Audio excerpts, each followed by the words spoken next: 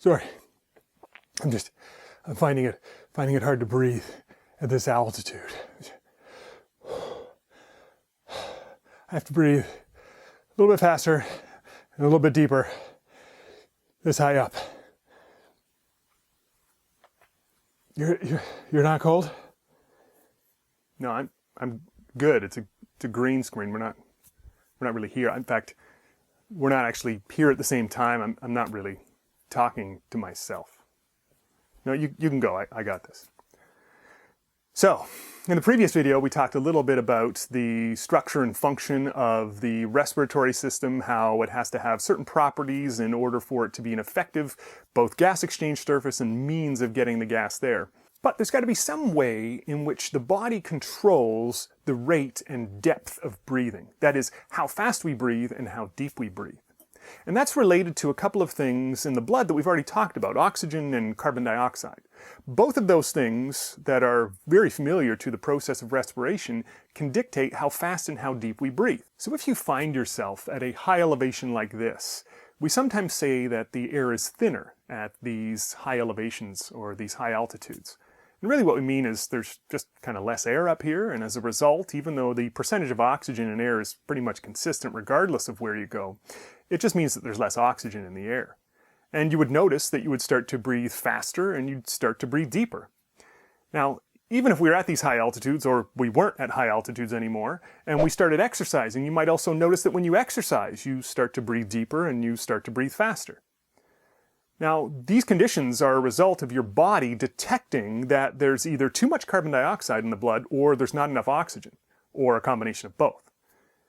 And if there's not enough oxygen in the blood, then your body starts to take in more air. It starts to breathe faster and you start to breathe deeper. Similarly, if there's too much carbon dioxide in the blood, the body detects this as well. You see, carbon dioxide will potentially form carbonic acid, which lowers the pH of the blood, makes it more acidic. And the body detects this, and as a result, sends a signal to the lungs to breathe faster and breathe deeper.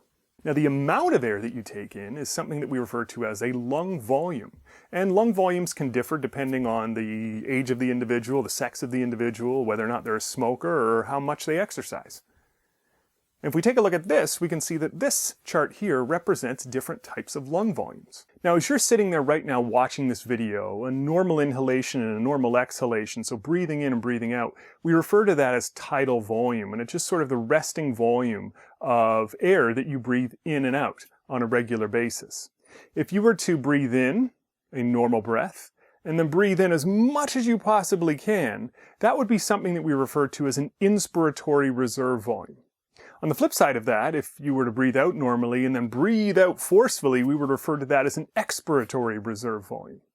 And even if you were to breathe out as much as possible, there would still be a little bit of air left in the lungs to keep all of those passageways open.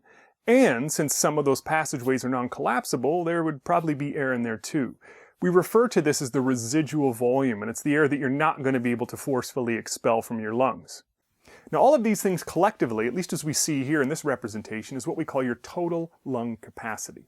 Now, while it might be tempting to associate large lung capacities with the health of an individual, it's certainly not the only measure, at least in terms of figuring out how efficient they are at using oxygen. There is something you might study in later courses called VO2 max, but it certainly is a good indicator of the health of an individual if you have a relatively large lung capacity. And it would certainly help while you are exercising, or if you find yourself at a high altitude, or if you find yourself doing both.